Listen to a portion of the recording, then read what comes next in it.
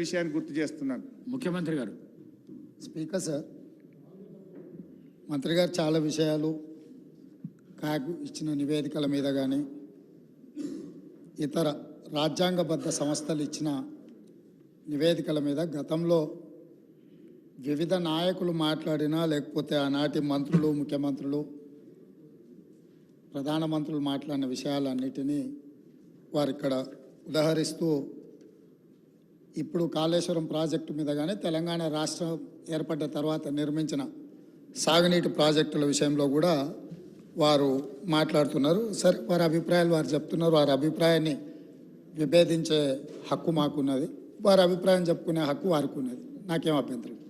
అయితే అధ్యక్ష, తమరి ద్వారా తెలంగాణ సమాజానికి అత్యంత కీలకమైన అంశాన్ని ఇతరులు ఎవరో చెప్పిందో మనము చేపట్టిన చర్యలు లేదా పనుల మీద ఇతరు ఇచ్చే నివేదికను మనము ఆమోదించవచ్చు, తిరస్కరించవచ్చు, భిన్న అభిప్రాయం చెప్పడానికి కూడా అవకాశం ఉంది.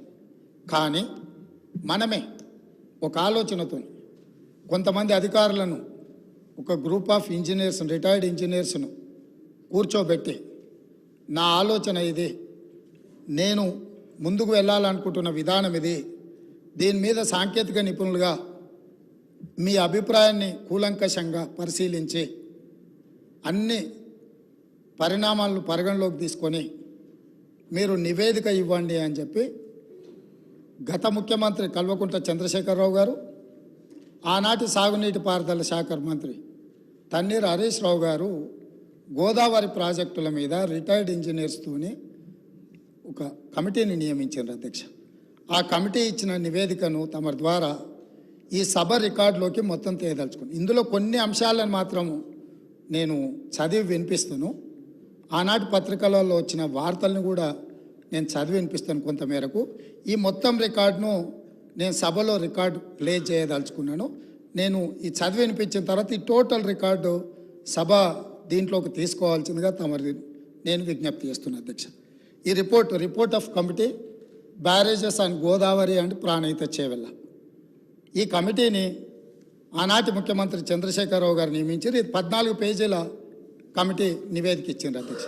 ఎవరు అధ్యక్ష ఇందులో ఇంజనీర్లు ముఖ్యమైన వాళ్ళు అంటే B Anantaramulu, B Venkata Ramarao, S Chandramouli, G Damodar Reddy, M Shyamprasad Reddy, 5 మంది ఇంజనీర్లతో ఆనాటి ముఖ్యమంత్రి, సాగునీటి పారుదల శాఖ మంత్రి ప్రాణహిత చేవెళ్ళ ప్రాజెక్టుల మీద తుమ్మిడిహెట్టి దగ్గర కాకుండా ఇతర ప్రాంతాలలో నిర్మించడానికి అవసరమైన రీడిజైనింగ్కు ఇక్కడ పునాది పడ్డది అధ్యక్ష. ఈ పునాది పడ్డ తర్వాత వీళ్ళు పూర్తి స్థాయిలో మొత్తం గోదావరి జలాలకు సంబంధించిన హిస్టరీని మొత్తం ఇందులో పొందుపరిచింది అధ్యక్ష. ఇదే కాకుండా వీళ్ళు aerial survey, physical survey, toposheets survey చేసి మొత్తం ఒక నివేదికను తయారు చేసి ఇచ్చారు అధ్యక్ష. అందులో పేజ్ నెంబర్ 5లో alternate locations for barrage, the members of retired engineers forum have conducted the aerial survey on 24/3/2015 to examine the feasibility of proposed site and feasibility of alternative sites on Pranahita River, etc. After detailed toposheet study and as per site plans, the following alternative are proposed.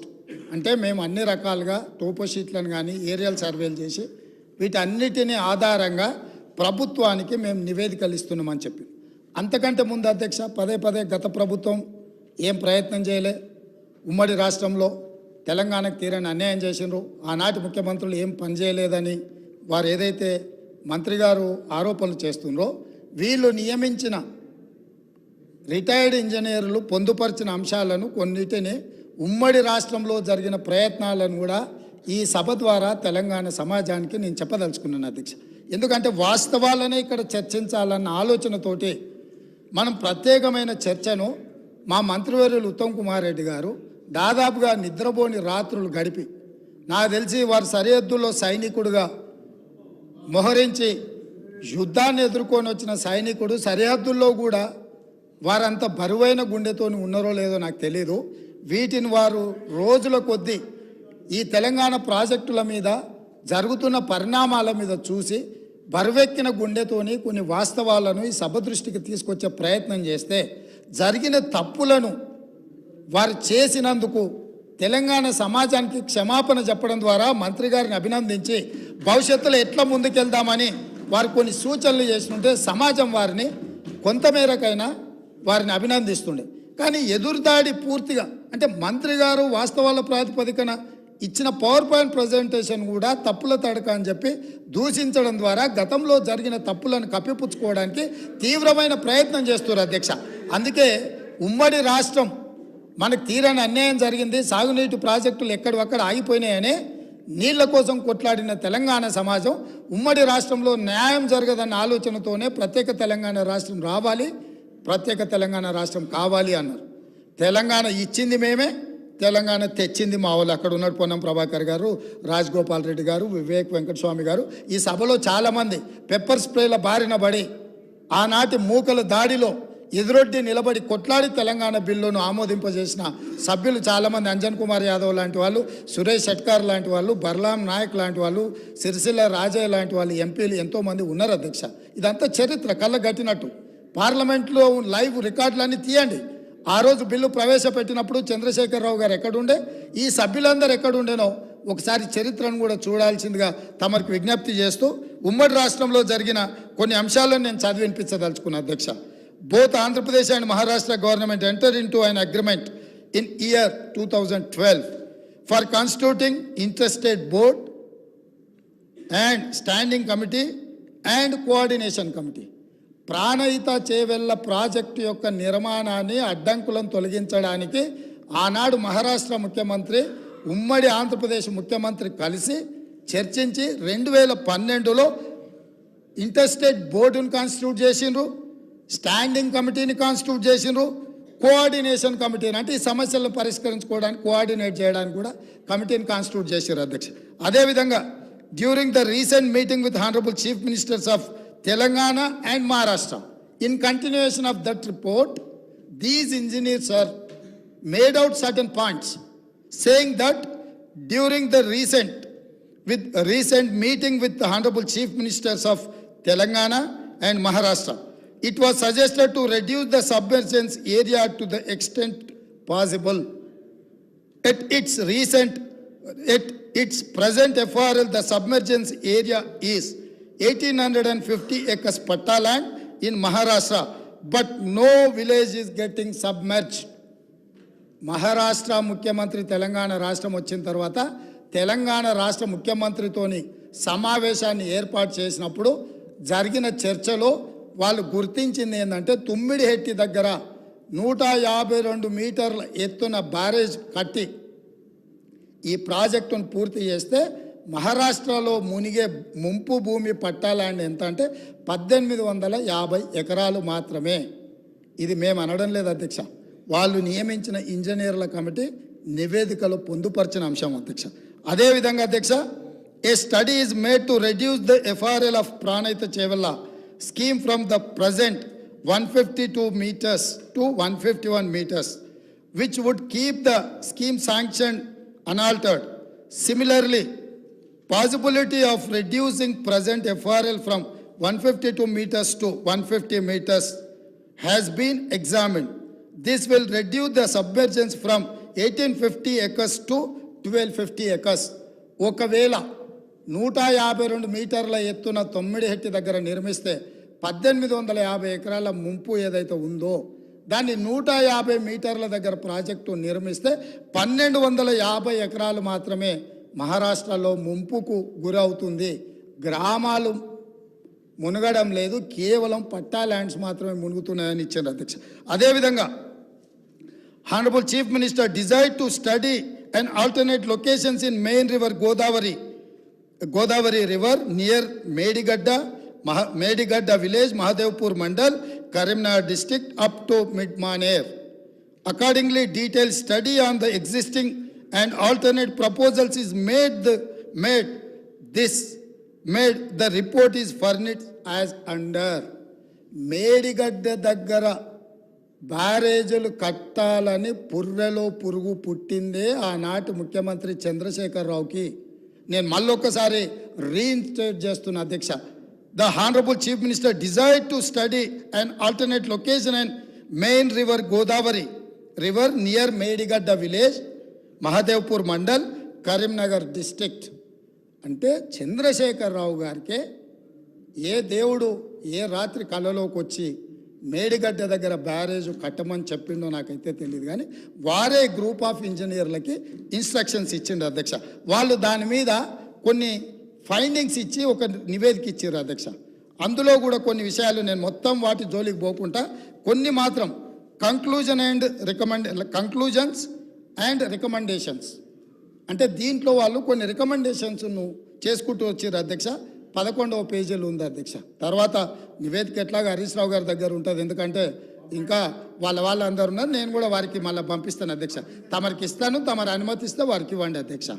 ఇందులో it is always better for the government to accept the concept of the existing Pranahita Chevella scheme near Tummidihatti village, Adilabad district and explore the ways and means to make it feasible. నేను మళ్ళొక్కసారి చదివి వినిపించదలుచుకున్న మిత్రుడు హరీష్ రావు గారికి, వాళ్ళ మామగారు వారు కలిసి ఈ రాష్ట్రానికి ఎంత ద్రోహం చేసినరో ఇది వినడం ద్వారా అయినా వారికి అవగాహన కలుగుతుందని నేను భావిస్తున్నా, కనువిప్పు కలగాలని నేను కోరుకుంటున్నా అధ్యక్ష. It is always better for the government to accept the concept of the existing Pranahita Chevella scheme near Tummidihatti village, Adilabad district and explore the ways and means to make it feasible. స్పష్టంగా ఇంజనీర్స్ వాళ్ళు నియమించుకున్న ఇంజనీర్లు తుమ్మిడిహెట్టి దగ్గరనే ఈ ప్రాజెక్టు నిర్మించడానికి అన్ని రకాల ప్రయత్నాలు చేయండి, మీ శక్తి సామర్థ్యాలను అన్నిటినీ మీ గొప్పతనాలను ఉపయోగించండి అని చెప్పిండ్రు అధ్యక్ష. అదేవిధంగా there is a feasibility of reducing the FRL from 152 meters to 151 meters, i.e. by 1 meter without altering the scope of the scheme. The Honorable Chief Minister may use his good offices for convincing the Maharashtra government to accept proposal of reducing FRL to 151 meters. ఏమన్నారంటే చాలా శక్తిశాలి, అసలు ప్రపంచాన్ని అంతా కూడా గజగజలాడించి పులి నోట్ల తలపెట్టి ప్రాణాలనే త్యాగం చేయడానికి గొప్ప అపర భగీరథుడు. మీరు 152 మీటర్ల నుంచి మీ శక్తిని అంతా ఉపయోగించి మహారాష్ట్ర ముఖ్యమంత్రిని 151 మీటర్ల ముంపు కోసం ఒప్పించండి, 1 మీటర్ ఎత్తు తగ్గించి ప్రాజెక్టు కట్టడానికి అవసరమైన చర్యలు చేపట్టండి అని చెప్పి వారు ఈ ఏమంటారు గాల్లో ఎగురుకుంటూ పోతాడు కదా, ఏమంటారు పారాషూట్, స్పైడర్ మ్యాన్ని మీరు ఒకసారి అడగండి అని చెప్పి వారు సూచన చేసిండ్రు అధ్యక్ష. అదేవిధంగా in case of the Maharashtra government still insist for further lowering the FRL, the Telangana government can accept at 150 meters FRL. ఒకవేళ వాళ్ళు మరీ 151 ఒప్పుకోకపోతే 150 దగ్గరకైనా దయచేసి ఒప్పించండి అని చెప్పారు. In both the above proposals there will not be any financial loss to the work done portions. మీరు దీన్ని 150 మీటర్ల దగ్గరకైనా తుమ్మిడేటి దగ్గర ప్రాజెక్టు నిర్మిస్తే గతంలో ఖర్చు పెట్టింది కానీ భవిష్యత్తులో ఖర్చులు పెరగడానికి కానీ ఎలాంటి అవకాశం లేదు అని చెప్పి 11వ పేజీలో వాళ్ళు ఇచ్చిన నివేదికలో ఉంది అధ్యక్ష. అదేవిధంగా అధ్యక్ష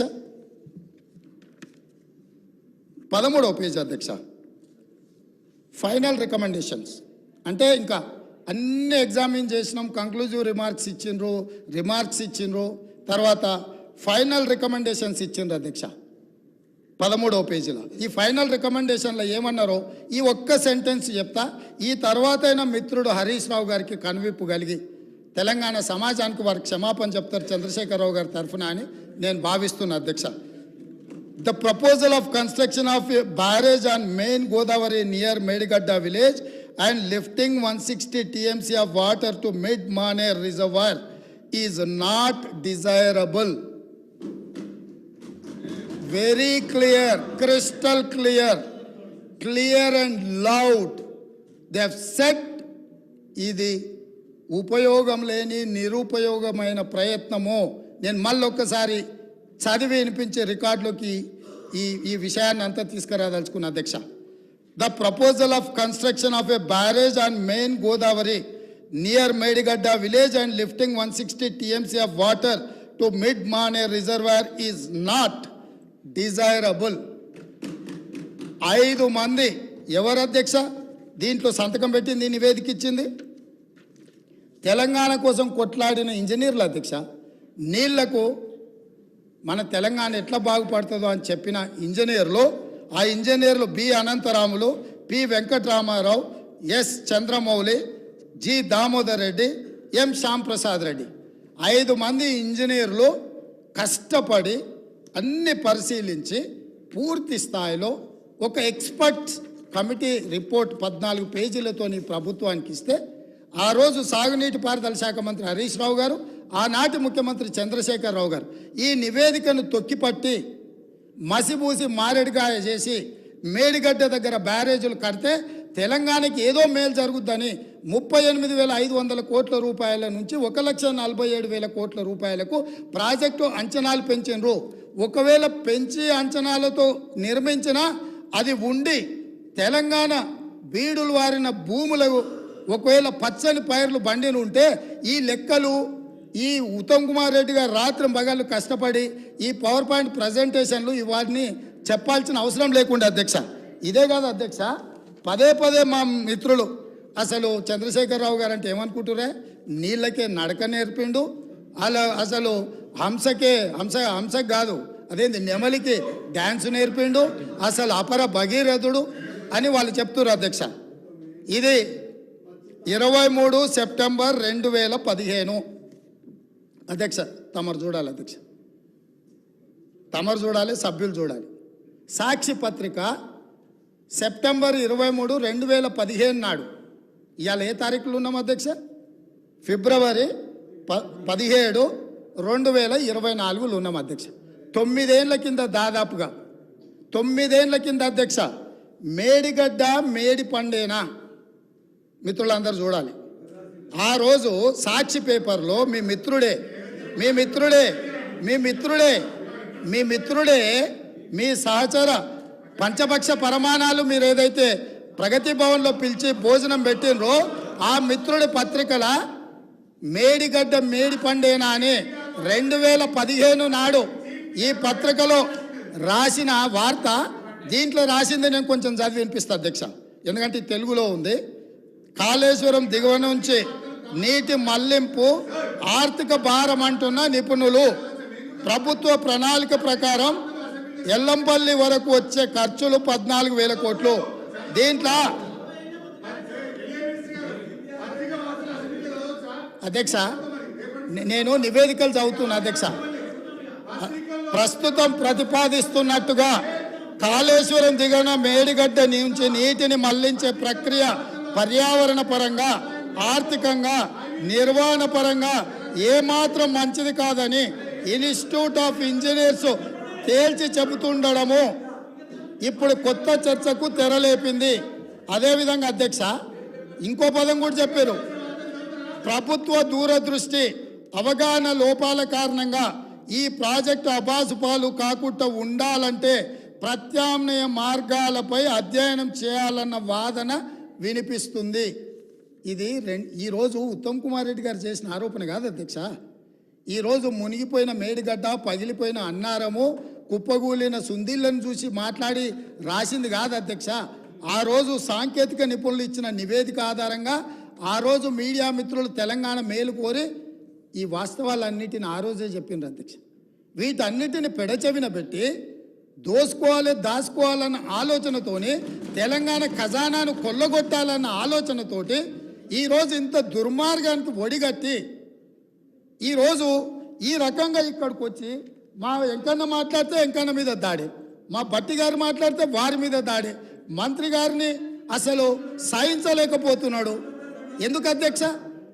నేను ఒకటే అడుగుతున్నా అధ్యక్ష, ఈ కాళేశ్వరం ప్రాజెక్ట్ అనేది తెలంగాణకు వరప్రదాయిని కాదు అధ్యక్ష, వీళ్ళ పుణ్యమా అని కాళేశ్వరం ప్రాజెక్టు తెలంగాణ సమాజానికి ఒక కలంకంగా మారింది అధ్యక్ష. ఇవాళ ఈ కలంకాన్ని నిలువెత్తు ఆధారాలు అక్కడ ఉంటే పక్కున పగిలిపోయి రెండుగా చీలిపోయి నేలకు కుంగిపోయి నిటారుగాడపోయి నిలబడితే సిగ్గుతో తెలంగాణ సమాజం తల వంచుకొని పరిస్థితులు కల్పించిన వాళ్ళు ఇంకా నిస్సిగ్గుగా ఈ సభలో నిలబడి మమ్మల్ని ప్రశ్నిస్తారా అధ్యక్ష? ఆనాడు జరిగిన తప్పిదాలను సరిదిద్దడానికి ఉమ్మడి రాష్ట్రంలో సమైక్య పాలనలో తీసుకుంటున్న నిర్ణయాలు తెలంగాణ సమాజానికి మేలు చేకూర్చడం లేదు అనే ఎన్నో ఒడిదుడుకులను ఎదుర్కొని 4 కోట్ల తెలంగాణ ప్రజలకు 60 సంవత్సరాల ఆకాంక్షను అమలు చేయడానికి శ్రీమతి సోనియా గాంధీ గారు తెలంగాణ రాష్ట్రం ఇచ్చింది అధ్యక్ష. అట్లా ఇచ్చిన తెలంగాణను వీళ్ళని నమ్మి వీళ్ళ చేతిలో పెడితే 10 సంవత్సరాల దివాలా తీయించి కొల్లగొట్టి ప్రాజెక్టులు పక్కున బలిగిపోతుంటే దాని మీద క్షమాపణ చెప్పకుండా ఇంకా ఎదురుదాడి ఏంది అధ్యక్ష? ఏంది ఇదా అధ్యక్ష పద్ధతి? ఈ నివేదికను కాదంటాడా? ఈ నివేదిక వాళ్ళు అధికారులను వాళ్ళు నియమించలేదంటాడా? లేకపోతే ఈ నివేదిక సంబంధం లేదంటాడా అని నేను అడుగుతున్నా అధ్యక్ష. ఇవాళ మాజీ మంత్రి హరీష్ రావు గారిని నేను నిలదీస్తున్నా. మీరు బాధ్యులు, మీరు ఈ దుర్మార్గాలకు పాల్పడ్డది మీరు. మిమ్మల్ని ఎందుకు 2014 నుంచి 18 వరకు మిమ్మల్ని చంద్రశేఖరరావు గారు మంత్రిగా కొనసాగించి 18లో ఎందుకు మిమ్మల్ని మంత్రిగా బర్తరఫ్ చేసిందని నేను అడుగుతున్నా. మీరు ఈ దోపిడీలో ఆ తర్వాత వచ్చిన చంద్రశేఖరరావు ఈ శాఖకు మంత్రి, ఈ పాపాలకంతా వాళ్ళిద్దరు కారణం కాదా అధ్యక్ష? వీళ్ళిద్దరు కలిసి ఈ రకంగా తెలంగాణను మొత్తం చెదలు పట్టించారు అధ్యక్ష. తెలంగాణను మొత్తం దోపిడి. ఇట్లాంటి పరిస్థితుల్లో ఇంకా కూడా ఈ రకమైన మొండి వాదనలు తొండి వాదనలు వద్దు హరీష్ రావు గారు. జరిగిన తప్పులు సరే, విజిలెన్స్ అండ్ ఎన్ఫోర్స్మెంట్ నివేదికిస్తే వాళ్ళని తిడుతుంది, నివేదికిస్తే వాళ్ళను ఆరోపణ చేస్తుంది, వాస్తవాలను చెప్తే మా మీద దాడి చేస్తుంది. మరి మీరు నియమించుకున్న అధికారులు ఇచ్చిన నివేదికని ఇది కూడా తప్పుడు నివేదికనే అధ్యక్ష? ఇది కూడా తప్పుడు నివేదికనే అంటాడా? అంటే ఎటు పోతున్నాము అధ్యక్ష? మనము ఎక్కడికి వెళ్తున్నాము? ఏం చర్చ జరుగుతుంది అధ్యక్ష? నేను వాస్తవంగా ఏం మాట్లాడుతూ మా మంత్రి గారు, మా ఉప ముఖ్యమంత్రి గారు మాట్లాడతారు, చూద్దాము మిత్రుడు ఏమేమి చెప్తాడు. ఎందుకంటే 10 ఏళ్ళ అనుభవంలో ఏమైనా మెరుగైండేమో, ఏమైనా మారిండేమో అనుకున్న. గతంలో నాకు బాగానే పరిచయమో, కానీ ఇంకా అంతకంటే దిగజారిపోయి 4 సార్లు ప్రాజెక్టుకు శిలాపలకాలు వేసిందంటారు. మంచిదే, ఫస్ట్ ప్రాణహితనే ఉండే, చేవెళ్ళ చెల్లమ్మ అడిగితే చేవెళ్ళ దగ్గరకు వచ్చింది. శిలాపలకం వేయొద్దా? ఇవాళ వారి పక్కనే ఉంది కదా చేవెళ్ళ చెల్లమ్మ. ఎందుకు ఆ అక్క కూడా చెప్తలేదు హరీష్ నువ్వు మాట్లాడేది తప్పని? చేవెళ్ళ ప్రాజెక్ట్ ఆగిపోతే అక్కతో పాటు మేము కూడా ధర్నాకు పోయి లోపలికి దిగినాం కదా. వీళ్ళు వచ్చినాక దుర్మార్గం జరిగింది, చంద్రశేఖరరావు ముఖ్యమంత్రి అయినాక దుర్మార్గం జరిగింది. మెదక్ జిల్లాకే పరిమితం చేసుకున్నాడు, రంగారెడ్డి జిల్లాను ఎండబెట్టిండు, చేవెళ్ళ వికారాబాద్ పరిగి తాండూరు వరకు ఇవ్వాల్సిన గోదావరి జలాలను చంద్రశేఖరరావు దిగమింగిండు, మల్లన్న సాగర్కి ఆపేసిండని అక్క ధర్నా చేయలే? తమరు కూడా వచ్చింది కదా అధ్యక్ష. ఇవాళ ఎదురుగ్గా కూర్చొని పచ్చి అబద్ధాలు మాట్లాడుతుంటే మా అక్క మా జిల్లా కోసం మాట్లాడతలేదంటే నాకు ఆశ్చర్యం అనిపిస్తుంది. సబ్జెక్టే ఇది. ఆనాడు దీక్షలు చేసి ధర్నాలు చేసి ఆనాడు రాజశేఖర రెడ్డి గారిని ఒప్పించి మెప్పించి చేవెళ్లలో శిలాఫలకం వేసి ప్రారంభోత్సవాలు చేసి 100 కోట్ల రూపాయల పనులు చేసి ఆ పనులను అర్థాంతరంగా వదిలేస్తే దీక్షలు ధర్నాలు చేసిన శ్రీమతి సబితా ఇంద్రారెడ్డి గారు ఈరోజు మౌనంగా హరీష్ రావు గారిని సమర్థిస్తున్నారు అంటే ఇది తెలంగాణ సమాజానికి మంచిదా అని తమ ద్వారా నేను అడుగుతున్నా అధ్యక్ష. నేను ఆ ప్రాంతం నుంచి వచ్చినాం అధ్యక్ష, వాళ్ళు ఎన్నుకుంటూ వచ్చినాం, మనకు బాధ్యత లేదా అధ్యక్ష? సరిదిద్దాల్సిన బాధ్యత మన మీద లేదా? ఎదురుగా ఉండి 6 అడుగులు నిలబడి ఆయన అబద్ధాలు చెప్తుంటే అక్క ఒక్క మాట కూడా తమ్మి ఇది తప్పు అని అనకపోతే ఎట్లా? అక్క బాధ్యత ఏంది? అక్క బాధ్యత ఏంది? తమ్ముళ్ళు తప్పు చేస్తే చెప్పాలి, తమ్ముళ్ళు తప్పు మాట్లాడితే సరిదిద్దాలి. కానీ ఆ పని చేయరు. ఎందుకు అని అంటే రంగారెడ్డి జిల్లా ఎండిపోయినా సరే, మన ప్రాంతం పడావు పడ్డా సరే, ఇది అధ్యక్ష ఆ స్కూల్ ట్రైనింగ్ అట్లాంటిది. నేనేం తప్పు పడతలేను. ఆ బడిలో చేరంగానే సిలబస్ అట్లా తయారవుతుంది. పెద్దలు మా శ్రీహరి గారు కూడా పాపం మంచోడు, విషయం అవగాహన ఉన్నాడు. కానీ ఆ స్కూల్లో చేరంగానే శ్రీహరి గారు కూడా పాపం ఒత్తిడికి లోనయ్యి వాళ్ళు ఏం చెప్తే అది చెప్పే పరిస్థితి వచ్చింది అధ్యక్ష.